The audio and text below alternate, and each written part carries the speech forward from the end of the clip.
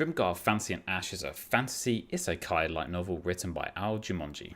This is my optimistic and spoiler-free review of Volume 2, as translated by J Novel Club. I will be talking about plot points from the previous volume during this, so if you haven't read that, then consider yourself warned.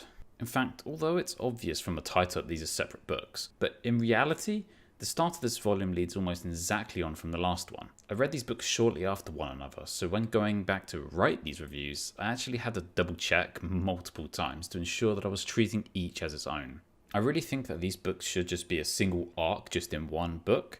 This is a given after seeing the start of Volume 2, but even at the end of Volume 1, it doesn't really feel like the books really should just end there and keep you waiting. And because of this, Volume 2 really isn't all that different from Volume 1. Because of this review, and I don't talk about specific plot points, means that there's not going to be too much to talk about. I mean, this isn't necessarily a bad thing. There's a few subtle things that change up alongside the normal character development, although if you were on the fence about the first volume, then Volume 2 isn't going to change your mind at all about the series. You've been set up with the party for this book, and also been well informed with the author's intent that they are willing to kill off main characters. At this point, the feeling of fear and death is not known just to the reader, but is openly spoken about by the cast. The one super interesting thing about all this though, and this actually surprised me a lot after doing a search back as part of this review, I thought that throughout the volume they still end up talking about this dead character, and I wasn't exactly wrong, but not exactly right either. The name of the character only appears inside of Haruhiro's internal dialogue. The name appears over 20 times throughout the volume, and despite being only a part of the first volume, they actually feel as though they're causing so much even throughout the second volume where they're not around anymore.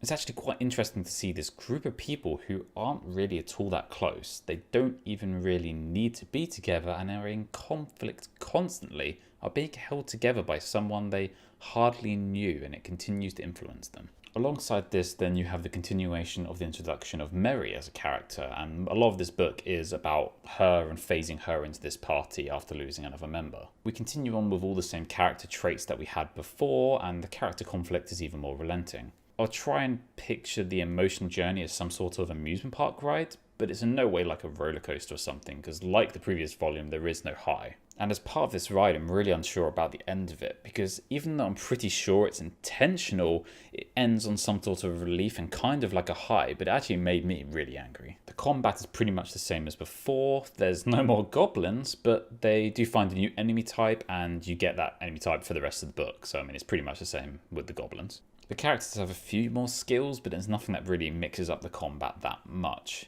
You still have this spirit of Dio within Haruhiro, who stops time constantly in combat to discuss things with himself, so the fights go on for absolutely ages once again. There's this one weird thing that the author keeps throwing into the series, which it did in the previous volume, which is all those little moments which kind of remind you that, oh hey, this is an isekai by the way, it's not just a fantasy book. The book could be happily standing on its own feet without needing this, but there's actually a tiny moment where Haruhiro gets this flashback to Earth in the middle of combat, and all I could really think was, did that really need to happen? It adds nothing to the combat and nothing to the moment, but it's just kind of like a, oh hey, by the way, it's an isekai, just in case you forgot, and it really doesn't need to be there. So, as I mentioned at the start, not much has really changed from the previous volume. Overall, the party and the attitude is pretty much the same apart from the kind of death, and so the fights have changed a little bit in that regard. But 90% of it is still just Ranta and Haruhiro just constantly going at it.